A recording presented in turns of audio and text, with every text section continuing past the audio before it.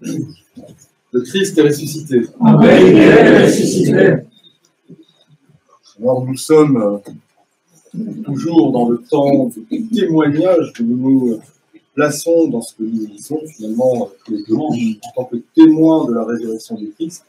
Et si toute la semaine radieuse, comme une sorte d'écho extraordinaire au soir de la résurrection, d'une certaine manière, hein, on se fait l'écho de tous ceux qui ont été présents et qui témoignent de la résurrection comme des témoins directs des choses.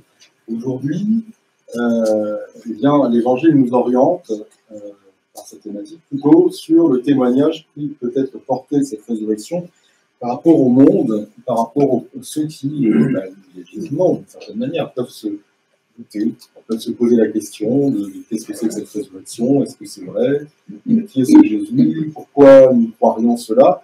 Et d'une certaine manière, eh bien, voilà, les pères utilisent le personnage de l'apôtre Thomas pour eh bien, emblématiser cet état de tous ceux qui peuvent douter. Alors, Thomas, c'est quand même un petit peu différent, on verra, mais bien, cela nous permet de nous orienter vers le témoignage de la résurrection qui peut être porté à ceux qui sont encore incroyants, ou en tout cas qui sont dans le doute, qui ont besoin de plus que le témoignage des apôtres, des femmes mirophores, pour croire.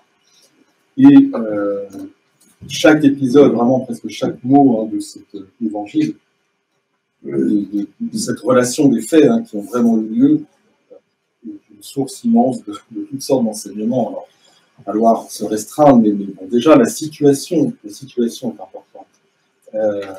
Nous sommes dans le Cénacle, toute porte close.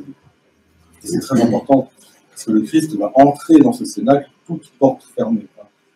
Et nos chants le disent. Et bien sûr, il y a quand même une certaine logique à cela.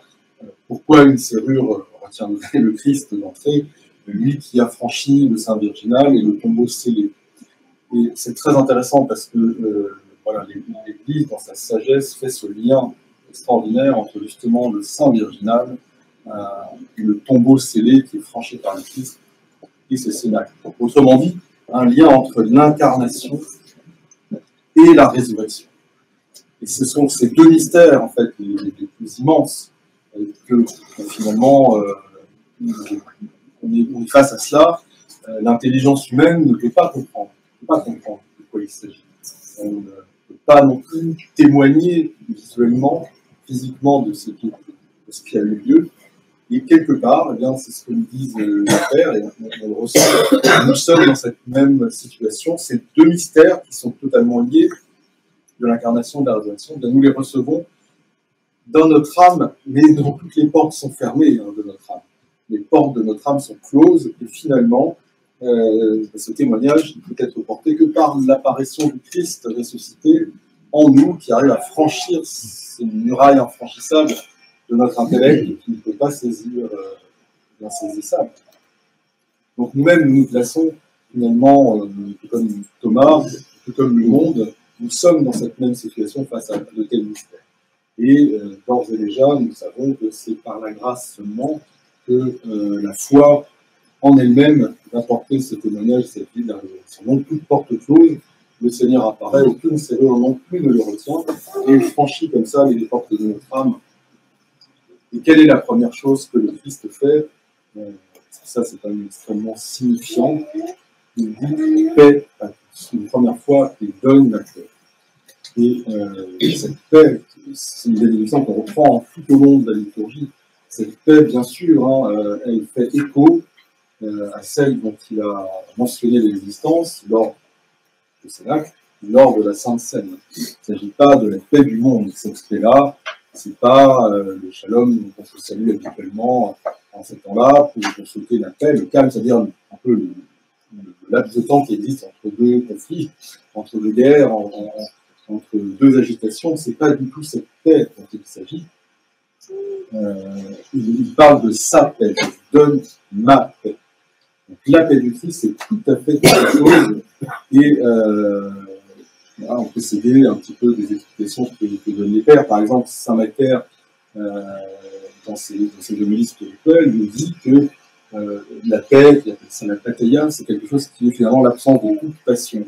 Autrement dit, c'est un état de disparition de toute impossibilité d'entendre, de voir, de comprendre Dieu. L'état qui se met dans l'homme est tel qu'il n'y a plus d'obstacles par les péchés, par les passions, par l'intellect, par le mental, par toutes choses du monde. Notre cœur est tel qu'il peut recevoir ce Christ qui apparaît, qui porte cause et qui parle, qui témoigne par lui-même de la résurrection de la vie. Donc cette apatheia, cette paix, c'est cet état de prière pure qui nous permet, nous ici, maintenant, d'entrer en relation avec Dieu, en relation avec le Christ ressuscité, puisque nous ne sommes pas, il n'y a plus de gens sur place à le voir. C'est ce qui permet de rentrer dans cette... oui, on peut oser le dire, puisque certains iconographes utilisent ce mot-là, dans cette tendresse. Vous voyez, cette icône est absolument extraordinaire, touchante, hein, on peut leur faire des mauvais jeux de mots, mais c'est extraordinaire. Pourquoi? Parce que on voit un homme qui penche la tête sur la poitrine du Christ, qui met sa main dans son côté. Il y a un contact, et Dieu se laisse toucher. Il est touché par l'homme, et il laisse l'homme le toucher pour que l'homme croit en lui. Il y a un contact, il y a une tendresse, c'est ça que ça veut dire. Un petit peu comme lorsqu'on regarde ces icônes de la mère de Dieu, avec le Christ, et il s'embrasse, il voit une petite main qui touche.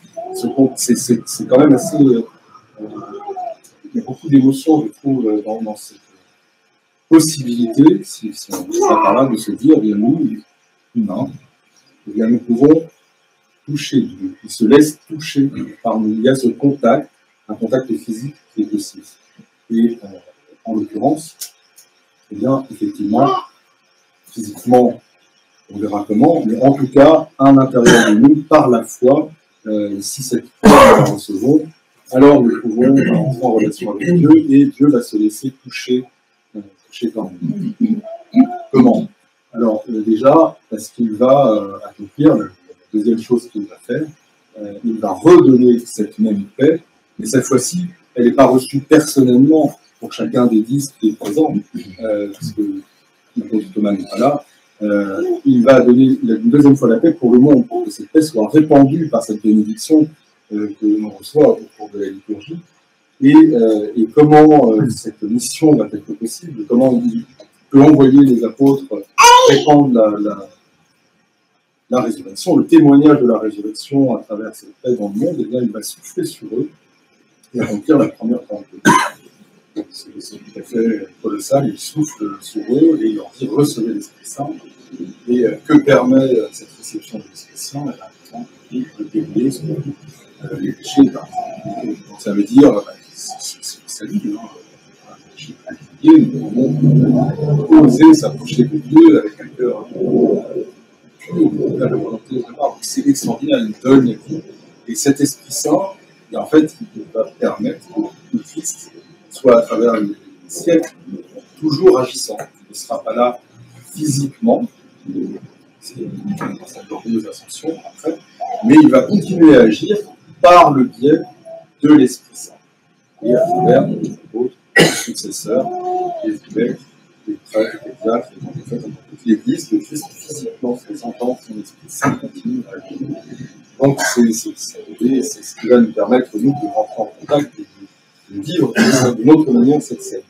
Alors, comme je le disais, Thomas n'est pas là, et Thomas, lui, il a besoin de quelque chose de plus. Lui, il est témoignage, et il veut quelque chose, il veut toucher nous. Quand même, ce qui est intéressant, c'est que pour être certain que ce bien du Christ, il veut le voir avec les plaies qui sont celles de sa passion, de la souffrance qu'il a endurée. Ça, c'est quand même quelque chose de particulièrement enrichissant pour nous d'avoir un peu une information quand même sur la résurrection. Parce que le Christ, évidemment, il apparaît, je vous rappelle que c'est Thomas, ce n'est pas mon soi, je ne vais pas commenter, c'est extraordinaire. Pour une personne à la fois, il a fait l'effort de venir pour l'aider à sa conversion. Et le Christ qui apparaît, porte cause encore une fois, pas exactement avec un corps physique comme l'autre, malgré tout son corps, il reconnaît ça, on reconnaît ses traits, et le but, ce n'est pas évident, le souci qu'on prend pour le parlier, on prend pas d'autre, vraiment, peut-être qu'il était tôt, il y a quelque chose qui n'est pas encore totalement oublié là, il est reconnaissable par ses traits, il est reconnaissable par les stigmates qui portent le touche d'eau. Ce qui veut dire que le corps qui ressuscite, c'est pas quelque chose qui serait recréé, un peu fantomatique, je ne sais pas, un corps de gloire, tout à fait différent. Non, non, c'est bien le corps. Et le corps avec son histoire, et notamment les souffrances par lesquelles il est passé. Donc, il ne s'agit pas de quelque chose comme ça qui sortait de ce pas vu. Il s'agit bien de quelque chose de profondément et définitivement lié à la personne, avec tout ce qu'elle a vécu, tout ce qu'elle a vécu. Donc là, on peut reconnaître le Christ. C'est un acte magique, merveilleux. Plein d'émotions va avoir lieu. Thomas va mettre sa main, il va toucher le Christ dans ce qu'il a traversé, il va reconnaître le Maître. Et alors, de ce stade de doute légitime, quelque part aussi, qu'il avait, il va faire un bond colossal.